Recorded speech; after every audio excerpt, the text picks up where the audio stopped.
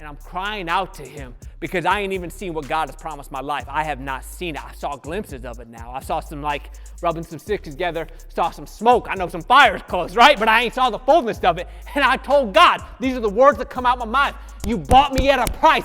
Get your money's worth out me.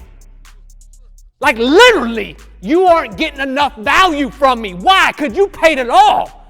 I ain't giving enough. You ain't got your money's worth. Don't let me cheapen this. Don't let me treat cheap what you did for me. Don't let me sit back and get lazy on this. Get your money's worth out of me. I want to lay my life down for this. I want to give it all to this. I want to reach the ends of the earth with this. Why? Because you paid the price for me, and I want you to get the fullness thereof. And tell me that's not what Isaiah did when he was hearing God talk, and he says, who will go for us?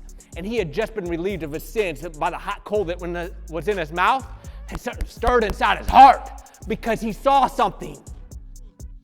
That God valued him enough to cleanse him, to bring him into his presence and to his company.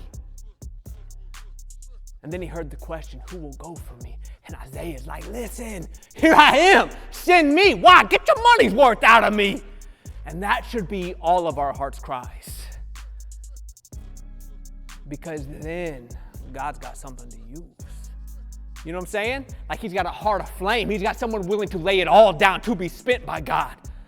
To not cheapen this thing of grace that God has extended on us. To not cheapen the value of what he sees, but know that there's this priceless and I'm going to give the full worth to God. I'm going to give everything. I ain't leaving it this side of heaven. Like let him have it all.